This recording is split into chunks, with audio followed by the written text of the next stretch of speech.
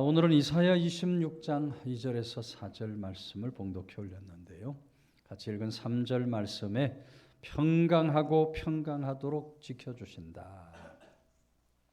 하나님 주시는 참된 평강으로 우리가 세상 믿음을 살아가려면 어떤 마음가짐과 자세를 갖추어야 할까? 이사야를 통해 계속해서 들려주시는 하나님 말씀을 듣는데요. 2절 말씀 보면 너희는 문들을 열고 신의를 지키는 의로운 나라가 들어오게 할지어다고 기록을 합니다. 이 신이라고 하는 말이 기록이 되는데요. 히브리어로 쇼메르라고 하는 말로 이 신의는 믿음을 가리키는 말입니다. 믿음을 굳게 지켜야 한다. 믿음을 굳게 지켜야 한다. 그러니까 지금 하나님께서 이스라엘 백성들이 바벨론 포로 삶 속에 놓여 있지만 그럼에도 불구하고 끝까지 믿음을 지키면 신의를 지키면 의로운 나라가 들어오게 해주시고 평강을 더하여 주시는 하나님이 되시겠다. 신의를 지키는 의로운 나라. 여러분 어떤 나라이겠습니까? 이탈리아의 작은 도시 시에나라고 하는 곳이 있는데요. 그곳에 가면 옛 시청사 건물 벽면에 암브로지오 로렌제티라는 유명한 화가가 그린 그 아주 큰 대작이죠. 대작의 그림이 2점 거기 그려져 있다고 그럽니다. 하나는 좋은 정부의 알레고리라는 그런 제목의 그림이고요. 다른 하나는 나쁜 정부의 알레고리라는 제목의 그림입니다. 시청사에 여러분 그런 그림이 그려져 있다는 것은 상당히 의미가 있고 또 흥미로운 일이 아닐 수 없습니다. 나라의 정책을 결정하는 사람들이 그 시청사 드나들면서 그 그림을 보게 되면 뭔가 마음가짐을 새롭게 할 수밖에 없게 되는 거죠. 이 좋은 정부를 묘사한 부분에서는 이 통치자의 그 머리 위에 세 인물이 배치가 되어 있습니다. 저들은 믿음, 소망, 사랑을 상징하는 그런 사람의 얼굴이 그려져 있고요. 또 그 통치자 옆에는 6사람이 줄지어 앉아 있는데 저들은 통치자가 갖추어야 할 덕목인 정의, 용기, 절제, 지혜, 관대, 평화를 나타내는 그런 인물들입니다. 그러면서 그 오른쪽 벽면에 그런 좋은 정부가 가진 그 시민적 삶의 풍요로움이 그림으로 묘사가 되어 있는 겁니다. 도시에서는 아주 교역이 활발하게 일어나고 있고요. 거기 사는 사람들이 모두 다 기쁘고 즐겁게 환한 얼굴로 일을 하고 있고 악기를 손에 든 여인들과 손을 잡은 채 빙빙 돌면서 춤을 추는 그런 여인들의 모습도 그려져 있습니다. 아주 다채롭게 아름다운 모습의 그 도시 풍경을 그려놓았어요. 한쪽에 있는 농촌 지역도 아주 평화로운 모습으로 그림이 그려져 있습니다. 올리브 나무를 재배하는 사람들의 모습이 그려져 있고 가축들을 끌고 가는 사람들의 모습도 그려져 있고 수확한 것을 창고에 들이는 그런 모습들 모두가 다 정말 활기찬 모습, 아름답게 소통하는 모습으로 그려져 있어요. 반면에 그 왼쪽 벽면에 있는 악한 정부를 표현하는 그림에는 통치자의 머리에 뿔이 나 있습니다. 뿔이 나 있고 그 머리 위에 3명의 사람이 자리를 잡고 있는데 교만, 허용, 인색함을 상징하는 사람들이 그려져 있습니다. 그리고 역시 그 옆에 잔인함, 기만, 사기, 분노, 배반, 전쟁 등의 악덕을 상징하는 인물들도 6명의 인물이 그려져 있어요. 그림이 많이 훼손되기는 했지만 이 악한 정부가 지배하는 세상은 정말 황폐하기가 짝이 없습니다. 그 그림 속에 나오는 사람들은 온갖 고뇌와 번민과 갈등이 빠져있는 얼굴을 가고 있고요. 거기에 그려진 집들은 모두 다 쇠락해서 무너져 가고 있고요.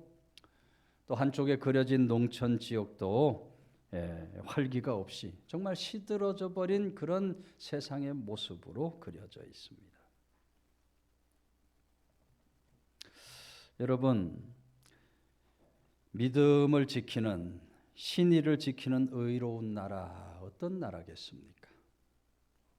암브로지오의 그림 가운데 좋은 정부에 속한 나라, 그런 세상이 아마 의로운 나라, 의로운 세상이 될 것입니다.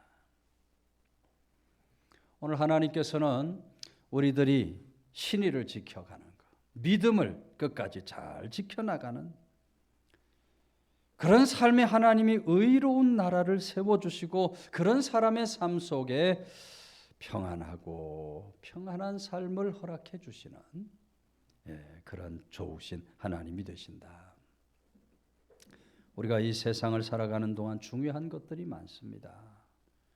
소중한 것들이 많이 있습니다. 그러나 그 모든 것 가운데 가장 중요하고 소중한 것, 믿음이다. 믿음을 끝까지 지키는 것이 우리 삶의 그 어느 것보다 소중하다는 것을 우리가 잊지 말아야 합니다. 믿음을 끝까지 지키느냐 지키지 못하느냐, 그것이 바로 우리 삶의 행복과 불행을 가늠하는 중요한 관건이 되고 만다. 우리가 욥기에 기록된 욥의 인생을 잘 압니다. 욥은 세상에서 좋다는 것 다 가지고 다 누리며 살았던 동방의 의인이면서도 아주 떵떵거리고 사는 부자였어요. 욥이 그것을 지켜내지를 못했습니다. 물론 마귀 사탄의 시험을 인하여 그렇게 된 것입니다만은 욥은 재산도 하루아침에 다 잃어버리고요. 자기 자녀도 10명이나 되는 자녀도 하루아침에 다 집이 무너져서 압사의 죽음을 당하게 되고요. 자기 건강도 지키지 못해가지고 악창이 들어가지고 말이죠. 기왓장으로 막 몸을 긁어내야 돼요. 진물이 터져 나와요. 진물이 다시 굳어요. 또 기왓장으로 뜯어내야 돼요. 건강도 지키지 못. 하루아침에 욥이 말이죠. 완전히 거지와 같은 신세가 되고 가정이 파탄이 되고 말아요. 남은 것이 아무것도 없었습니다. 그런데 그런 상황 속에 있는 욥이 뭐라고 합니까? 내가 이 세상 태어날 때 적신으로 태어나서 또한 적신으로 돌아갈 것이다. 내게 주신 자도 여호와시고 취하여 가신 자도 여호와시오니 여호와 이름이 찬송을 받으실 것입니다. 욥의 상황은 누가 봐도 원망 불평이 나와야 하는 자리예요. 어떻게 이럴 수 있습니까? 원망 불평을 해야 하는 자리임에도 불구하고 욥이 하나님을 원망하지 않고 끝까지 믿음을 지킨 겁니다. 하나님을 향한 믿음을 지켰어요. 여러분 어떻게 됩니까? 욥기의 마지막 부분을 보면 그런 욥에게 하나님이 이전보다 갑절이나 되는 축복을 부어주셨다. 여러분 믿음을 지키는 것이 얼마나 중요한가. 끝까지 믿음을 지키는 자에게 하나님은 은혜 복을 주시고 믿음을 지키는 자에게 평강하고 평강한 그런 은혜를 베풀어 주시는 하나님이 되십니다. 그래서 여러분 우리들은 이 신이 하나님을 향한 믿음을 끝까지 지킬 수 있는 사람들이 될 수 있어야 하는 겁니다. 어떤 사람이 동생과 함께 여행 중에 나이아가라 폭포 밑에 흐르는 위험한 급류를 향해 배를 타고 건너가게 됐다 그럽니다. 짙은 안개처럼 막 물보라가 날리고요. 폭포의 그 물결이 얼마나 힘이 셉니까? 막 배가 막 뒤집힐 듯이 막 이리저리 막 흔들립니다. 동생이 잔뜩 겁을 먹고 말이죠. 안절부절 못해요. 그걸 바라본 형이 노젓고 있는 사공에게 묻습니다. 사공 지금까지 얼마나 이곳에서 일을 했습니까? 그러니까 지금까지 내가 12년 동안 이곳에서 배를 노젓고 있습니다. 그럼 그동안 한 번이라도 사고 난 적이 있습니까? 아니요, 한 번도 사고 난 적이 없습니다. 이렇게 물결이 심한데 배가 뒤집히거나 사람이 빠지는 인명피해가 전혀 없었다는 말입니까? 그럼요, 그런 일은 12년 동안 단 한 번도 생기지 않았습니다. 그러자 그 형이 동생에게 저 사공말 들었지? 네가 저 사공보다 노를 더 잘 저을 수 없다면 형처럼 조용히 앉아서 저 사공 믿고 여행이나 즐겨라. 그랬다는 겁니다. 여러분, 오늘 우리 인생의 사공이 되시는 하나님, 오늘 우리가 끝까지 그 하나님을 믿음으로 바라보고 그 하나님을 의지하면서 살아가는 믿음의 사람들이 될 수 있어요. 우리 인생에 아무리 어렵고 힘든 일이 일어나도, 인생의 폭포 급물살이 일어난다 할지라도 우리는 우리 인생의 사공 되시는 하나님의 손에 모든 것을 맡길 줄 아는 그런 믿음의 사람들이 반드시 될 수 있어요. 그런 사람을 하나님은 평강하고 평강하도록 해주시는 좋으신 하나님이 되신다. 오늘 나의 믿음이 어떠한가? 내 믿음 지금 든든히 서 있는가? 잘 믿음을 지켜나가고 있는가? 우리 모습을 겸허하게 돌아보면서 믿음을 지키는 자에게 의로운 나라 세상을 살게 하시고 평강 주시는 하나님, 언제나 하나님이 주시는 참된 평강으로 살아가는 성도들 다 되시기를 주의 이름으로 축원해 드립니다. 이어지는 3절은 주께서 심지가 견고한 자를 평강하고 평강하도록 지키시리니 이는 그가 주를 신뢰합니다. 심지가 견고한 자 그랬어요. 에체르 사무크라는 말인데 아주 확고부동한 마음을 가진 사람을 말합니다. 확고부동한, 흔들리지 않은 확고부동한. 세상에 어떤 고난 역경의 바람이 불어도, 내 삶에 어떤 질병 병마가 덮쳐도, 내 삶에 어떤 가난, 배고픔이 온다 할지라도, 내 삶에 어떤 오해, 어떤 상처가 있다 할지라도 흔들리지 않는 겁니다. 흔들리지 않는 마음의 상태를 가르쳐요. 오늘 하나님은 그렇게 심지가 견고한 사람을 평강하고 평강하도록 하셔요. 그런 사람에게 하나님은 평강의 복을 주시는 하나님이시다. 우리 잘 아는 다니엘의 세 친구 사드락과 메삭과 아벳느고입니다. 정말 심지 견고한 삶을 살았던 대표적인 성경의 인물이에요. 물론 다니엘도 그러했지만, 느부갓네살 왕이 자신을 상징하는 금신상을 만듭니다. 그것을 세우고 각 지방의 모든 관리들 앞에 세우고 그 앞에 절하게 합니다. 누구든지 왕의 신상 앞에 절하지 않는 자는 즉시 맹렬히 타는 풀무불에 던져버릴 것이다. 엄명을 내립니다.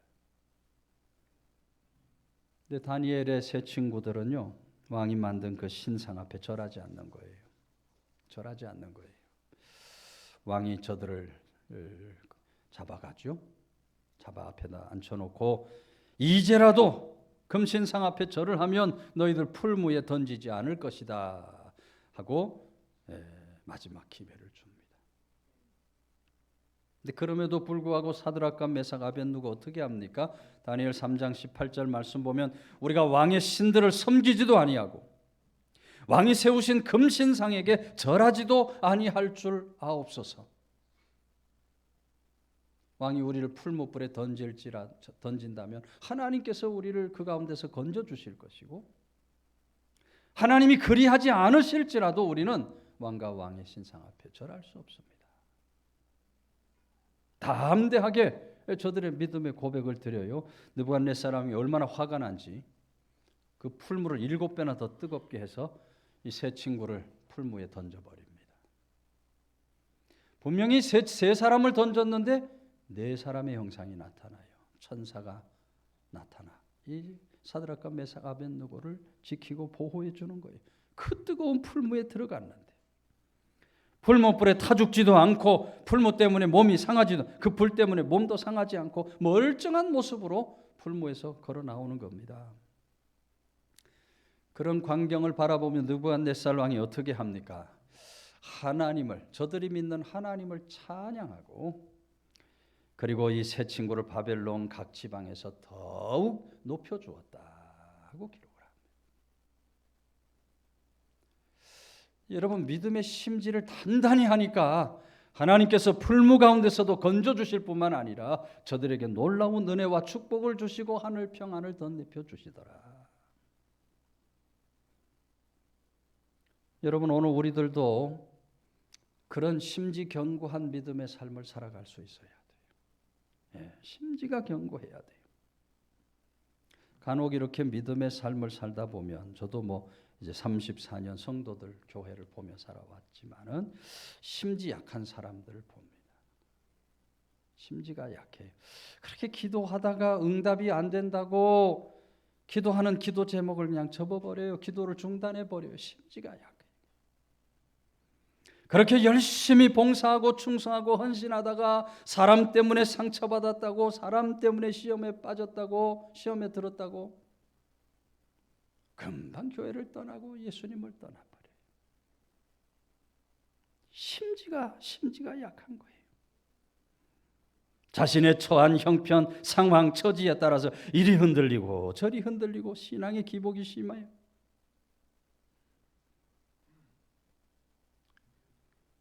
여러분, 우리는 심지가 견고한 삶을 살아야 돼요. 삶에 어떤 일이 와도, 어떤 어려움이 와도, 어떤 문제가 와도 우리는 심지를 견고하게 하며 살아갈 수 있어요. 여러분, 양초에 심지가 없으면 어떻게 됩니까? 그런 양초는 쓸모가 없을 겁니다. 또 양초 밑에까지 심지가 있지 않으면 어떻게 돼요? 그런 양초는 타다가 아마 중간에 꺼지고 말 겁니다. 양초의 심지가 견고하지 못하면 쉽게 쑥 뽑아버린다면 그 양초 수명을 다하지 못할 겁니다.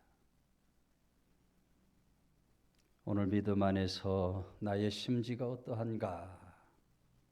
우리 모습을 돌아볼 수 있어야 합니다. 심지 약한 그런 신앙의 삶을 살고 있지 않은가? 우리 모습을 돌아보면서 오늘 하나님의 말씀이 말하고 있는 것처럼 심지가 견고한 사람, 끝까지 믿음을 잘 지켜나가는 오늘 그런 사람에게 평강하고 평강하도록 한다. 하나님이 주시는 참된 평강을 누리며 살아가는 성도들 다 되시기를 주의 이름으로 축원해 드립니다. 마지막 4절은 너희는 여호와를 영원히 신뢰하라. 주 여호와는 영원한 반석이시미로다 그랬어요. 신뢰하라 하는 말도 비투후라는 말인데 믿다, 의지하다, 매달리다, 확신하다라는 의미를 가진 말입니다. 하나님을 믿어도요, 아주 그냥 하나님께 매달리면서 아주 확신하면서 믿는 거예요. 그런 믿음을 가지고 하나님을 의지하면 하나님은 어떻게 해요? 우리에게 영원한 반석이 되어 주시겠다. 영원한 반석이 되어 주시겠다. 하나님 우리 삶의 영원한 반석이 되면 우리가 어떤 삶을 살 수 있습니까? 오늘 말씀처럼 하나님의 평강을 덧입게 되는 거예요.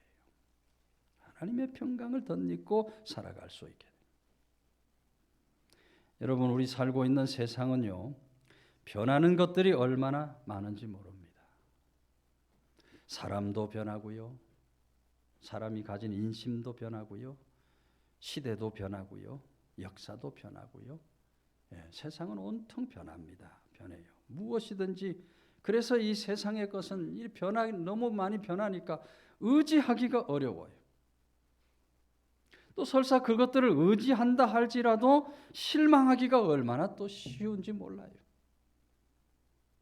믿었던 남편한테 실망하게 되고, 믿었던 아내한테 실망하게, 믿었던 자녀, 믿었던 형제 자매, 믿었던 부모에게 실망하기가 쉬워요. 요즘에 매스컴의 개그맨 박아무개와 그 아버지 형의 법적 다툼 이야기 일어난 것 여러분들이 다 들어보셨을 거예요. 정말 믿어줘야 할 가족들인데 이제는 가족들도 참 믿기가 어렵고 가족들에게도 실망을 당할 수밖에 없는 이런 안타까운 세상을 살고 있는 거예요. 여러분, 사람은 우리들에게 그런 아픔, 실망을 가져다 줍니다. 세상은 우리들에게 그런 아픔, 실망을 가져다 줘요. 그래서 우리가 사람을 의지하고 세상을 의지하는 어리석음이 절대로 있어서 안 돼요.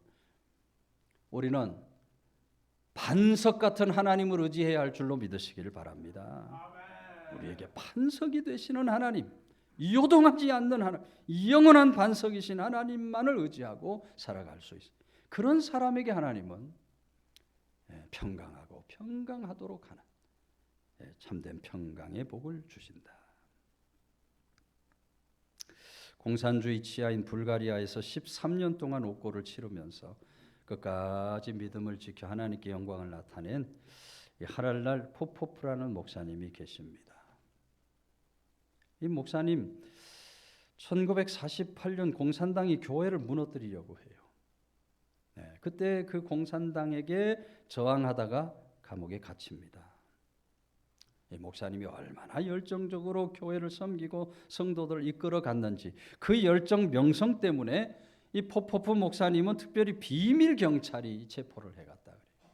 비밀 경찰이 잡아가서 다른 사람들과 다르게 더 심한 박해, 더 심한 핍박, 고문을 가했다 그럽니다. 근데 그렇게 감옥에 갇혔지만 이 포포프 목사님이요, 감옥에 갇혀서도 감옥에 있는 사람들에게 복음을 전하는 겁니다. 공산당들이 가만히 둘 리가 없죠. 복음 전하다가 발각이 되면 끌고 가가지고 또 모진 고문을 가하고요. 자꾸 이 복음을 전하니까 감옥을 자꾸 옮겨요.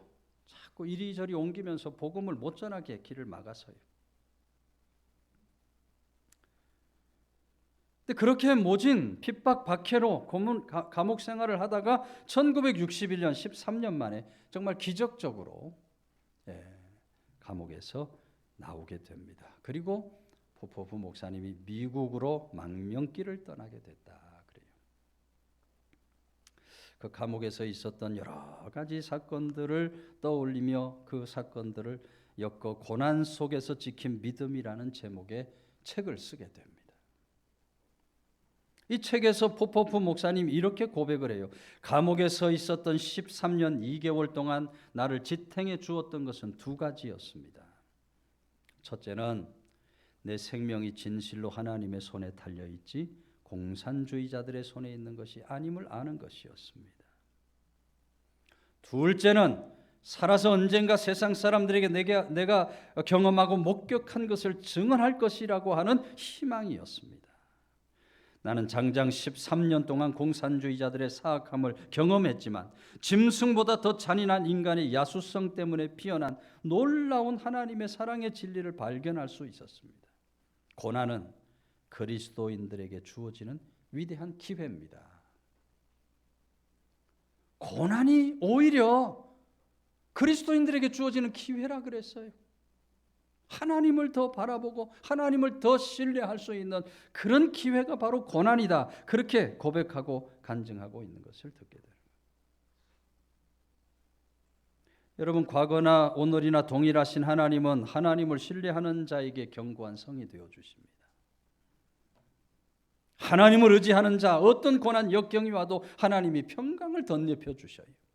비록 감옥 같은 어두운 삶이 우리 앞에 온다 할지라도, 비록 말할 수 없는 핍박 박해가 우리 삶에 나타난다 할지라도 하나님을 신뢰하는 사람, 하나님은 그런 사람에게 언제나 평강하고 평강하도록 해주시는 하나님이시다. 여러분, 오늘 우리들은 위기의 세상을 살고 있습니다.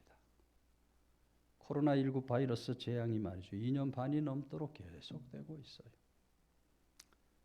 이제 코로나19도 물러가는 그런 희망을 우리가 바라봅니다.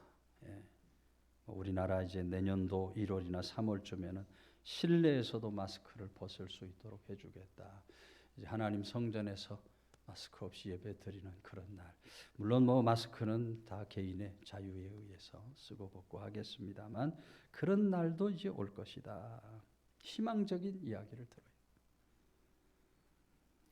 그러나 여러분, 그럼에도 불구하고 여전히 우리는 위기의 시대입니다. 위기의 시대를 살고 있어요. 언제 어느 때 무슨 일이 터질런지 말이죠. 한순간도 우리 앞날을 내다볼 수 없고 장담할 수 없는 그런 불안, 두려운 세상을 우리가 살아가고 있어요. 그러나 세상이 아무리 불안하고 두려워도 하나님을 신뢰하는 사람은 두려워 떨 필요가 없습니다. 예. 하나님께서 우리에게 영원한 반석이 되신다. 영원한 반석이 되신다. 여러분, 우리 집에 아무리 자물쇠를 좋은 거 갖다 단다고 해서 우리가 든든히 살아갈 수 있는 것이 아닙니다. 우리가 아무리 지혜롭게 처신하여 산다고 해서 세상에서 안전하게 살 수 있는 것이 아닙니다. 내가 아무리 실력이 좋고 기술이 좋다고 해서 세상 잘 살 수 있는 것이 결코 아닙니다. 아무리 강한 군대 가공할 만한 무기가 있다고 해서 나라 민족이 든든히 설 수 있는 것이 아니에요. 하나님이 지켜주셔야 우리가 안전할 수 있는 겁니다. 하나님이 지켜주셔야 든든히 서는 세상을 살 수가 있는 거예요. 마지막 때를 향해서 나가는 이 종말의 때 우리가 날마다 매 순간순간 오직 하나님을 바라보고 하나님을 신뢰하는 사람, 오늘 본문의 말씀처럼 그런 사람에게 주시는 평강, 참된 평강을 받아 누리며 살아가는 귀한 믿음의 권속들 다 되시기를 주의 이름으로 축원해 드립니다.